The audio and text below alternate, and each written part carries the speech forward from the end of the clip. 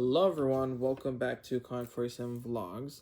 And today we're going to be looking at comic series that I've been enjoying or I've been reading for the past, let's say, like month or two. I mean, I'm not going to review like every single comic I've read, but I'm just going to go over a few that like I feel like I've liked. It's a huge pile. I even have like some comics down here. So we're going to look at the ones that like I've read like I think last month or 2 months ago. So let's start off with Zatanna. This is a awesome variant cover. I think Ji Hyung Lee was the one who did this. Yeah, I believe so. He does amazing covers, by the way. And anyway, so this is Zatanna, and this is issue number 3. I think currently they're on issue 4 or 5. So I've been really enjoying this series. The artwork, let me tell you, is phenomenal. It's spectacular. Like look at the lighting. And I mean, I'll show you a better example because like the artwork is just, here's the cover, by the way, for issue 3. This is the actual artwork on the inside too. Usually these kinds of artists only work on like variants, but somehow this artist was able to do an entire Zatanna solo series written and drawn completely by this person, by Jamal Campbell. And I just don't even know how he does it. I have zero idea. Like, I know it takes time, I know it takes a lot of effort, but I don't even know. So there's this new villain in this series called the Lady White. And basically this new villain is kind of like a black and white 1930s sort of vibe, 1940s sort of woman. And I think that's an interesting take. And I do like where the story's going. I do feel that they really are bringing Zatanna back into being a mainstream character for DC because she's always been this like character that has a lot of potential but hasn't been really used to like her full extent. I think she really needs the spotlight. So this series, I think this series was a direct response to Zatanna Bring the House Down, which was another miniseries that came out recently. I personally didn't like it. The artwork was great though. But a lot of people that I've talked to have liked that series, so I guess DC decided to just put out the full like Zatanna series and not just a limited series. So really great art. The writing is also pretty good too. Um, it has like a more serious tone, so I think that's kind of good. I feel like that's what we need with Zatanna. I do like comedy too. I do like comedic moments here and there, but I feel like a serious tone, um, at least for this series, works very well. So next up we have the Ultimates. And I guess I could say this goes for all the Ultimate series, like Ultimates, Ultimate Spider-Man, Ultimate Black Panther, Ultimate X-Men, and Ultimate Wolverine. I think I'll review that one in a sec. But basically the Ultimate Marvel series are actually really, really solid. Ultimate Wolverine is super like is super violent. Not super, but like well, yeah, it is pretty violent. But it is censored to an extent. The Ultimate Wolverine series is actually, I feel like it's important if you want to learn about how the X-Men and how what's going on with them. There's also the Ultimate X-Men series by Peach Momoko. I personally just didn't like it at all. But a lot of people do, and I think the Ultimate X-Men series is very good for new readers. But for me personally, I hated it. I'm sorry, but I really didn't like it. I felt like it didn't have anything to do with X-Men. It didn't have anything to do with the Marvel Universe. It just kind of felt like a solo graphic series that has the X-Men logo slapped on it. That's how I personally feel. So I don't actually have that comic with me because I sold it. Um, but apparently it's very new reader friendly and the artwork is very appealing to people. I like the artwork, but again, I feel like it doesn't make sense for the story. At least that's my take on it. Anyways, I'm kind of going off topic, but yeah. So the Ultimates is like the main title, and Ultimate Spider-Man. I feel like those are the two big titles right now that are selling like crazy right now at Marvel. So the Ultimates have been leading up to like the Maker and how they have 2 years to plan and find a way to stop the Maker from being this like all encompassing powerful person that controls the ultimate Marvel universe. So it's a really interesting story. It's a very well written uh you know uh, thing that Marvel is doing right now. And I would absolutely recommend reading Ultimates and Ultimate Spider-Man. Jonathan Hickman is working on Ultimate Spider-Man, and I think the writer for the Ultimates is Dennis Camp, if I'm not wrong. Let me see if I can get the name. Yeah, Dennis Camp. So Dennis Camp in the Ultimate series has been doing. I think he has two indigenous characters. The main ones are She-Hulk, who is indigenous in this story, and they do talk about the issues. They get into real life issues of how indigenous people are mistreated and how they have these how people tend to just like experiment with bombs on their land. And I'm not sure if Dennis Camp is indigenous writer. They might be, but yeah. And also they recently introduced Hawkeye, who is a two-spirited indigenous person, so that's interesting too. So I do feel that maybe the writer has either indigenous roots or maybe knows people who are indigenous. So I thought that was interesting to mention. So next up is Hornsby and Halo. Um, I really liked issue one a lot. I was like, where is this going? Wow. And then it just became like a slice of life 2000s comedy sort of comic. So not my cup of tea. And this series I feel like is not well known to comic book fans either, because it's part of the Ghost Machine universe. And the Ghost Machine universe is a series of titles that like by that okay, so you could say Jeff Johns has a series of titles, right? And they're all connected. It's like he made his own like mini company inside Image Comics. So one title is Red Coat, one title is Hyde Street, one title is Hornsby and Halo. And some of these titles are in the same universe and some of them are in different universes. So in short, this is one of those titles. I really tried to give it a chance. I kept trying to read it. It just didn't really go anywhere, and it's still not really going anywhere. So I think I'm just gonna drop this series. And I really tried to give it a chance, but I don't know. It seems too simple, too like I don't know. I feel like it feels like there's filler. It feels like a filler series. Like there's not where's like the main things going on. But anyways. We have another series called Hyde Street. Now, Hyde Street is a really good comic. This is written by Jeff Johns, and I do like a lot of Jeff Johns' writing. Jeff Johns is a type of writer. I like to kind of categorize writers into different.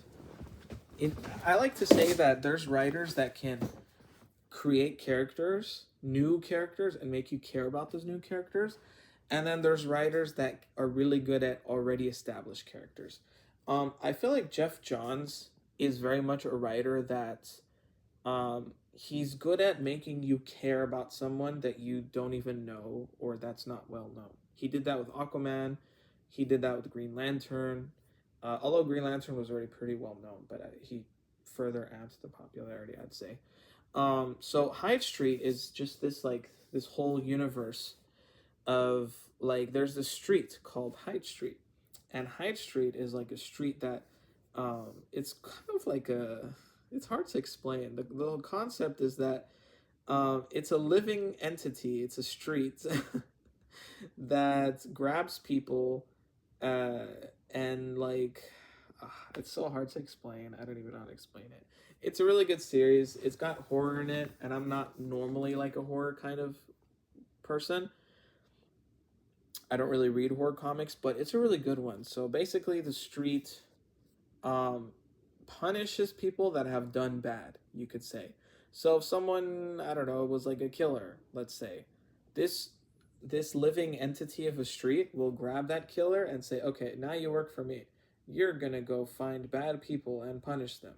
That's basically the premise. It's hard to explain, but it's written super well. So just check out issue one. I would definitely get the trade paperback of volume one whenever that comes out. So highly recommend it. So another series that's actually really good is called The Lucky Devils, And this series, it's very much a uh, I think it focuses a lot on U.S. capitalism and how the job system works here, and it kind of shows how like even devils struggle financially. It's a fun concept. Basically, in this series, there's no heaven, there's no angels, there's only devils and humans. So essentially, according to the rules in this series, right? Um, a human is like naturally angelic until a devil corrupts them, pretty much. But it's funny because the devils live in like they have jobs. You know, it's like hell, but they have jobs. They take the public transport. They take the subway. It's kind of funny. It is a very much a comedic series, but the story is actually really well written. It's a mini series too, so the art is actually really good too. I like it. I think it's all done by the same person. Like as far as the artwork goes, you see, I mean, they're devils, but like you know, they're at the guy's office and like checking out of the office and stuff. So it's really funny, very interesting concepts, but also, although it's like a comedy kind of series, it also has a really good plot. So it's not just all laughs and giggles, but it's also um, fun, you know. So here's Batgirl number 6. This is again right now they're on issue number 8. I don't know if I have it with me, but I'll show you in a sec. Yeah, I think I have Batgirl. So I've been reading Batgirl, and this comic right now they're on issue 8. So issue 8 started a whole new arc, or I'm sorry, I think it was issue 7 or something. So yeah, Batgirl very much needed her own series. This is a very good series. I feel like I really enjoyed it. I do think they wasted a little too much time on the train. I feel like there was just a lot of filler. But overall, this is a really good series and a much needed series. The writer really seems to understand how Kate Kane or Cassandra Kane works as a character because she's somebody that was trained to be an assassin and has a hard time communicating with people, understanding social cues. Um, she doesn't really know how to be her own person yet, but she's getting there. And I feel like you can see her character growth and how she reconnects with her mother, but at the same time, kind of like keeping her distance because her mother is literally Lady Shiva, and it's like a very toxic mother daughter dynamic. So it's very it has a lot of I don't know. It's good writing. It's deep. It really adds a lot to her character, and the fight scenes are really good. They do really good fight scenes in the artwork. So it's really good for a lot of reasons. Right now, it's a new arc. So far, the new arc is good. They get into the origins of Shiva. So yeah. Okay. So let's get into the absolute titles. So I talked about the Ultimate Marvel Universe, and I'm going to talk about the absolute titles. So we have Absolute Green Lantern, Absolute Superman, Absolute Martian Manhunter. Actually, let's get the more recent Absolute Superman comic. This is the one that came out. Absolute Superman is really good. I really enjoy it. It's a lot of it is it's okay, so it's written by Jason Aaron, right? Yes. Yes, Jason Aaron. I almost got the name wrong. It's written by Jason Aaron, and for those of you who don't know, Jason Aaron is currently writing Teenage Mutant Ninja Turtles. But he's very famous for his work on Thor with Gore the God Butcher. So I really like Jason Aaron's writing. Usually, when I see he's the one writing a story, I know that there's gonna be like an overarching theme.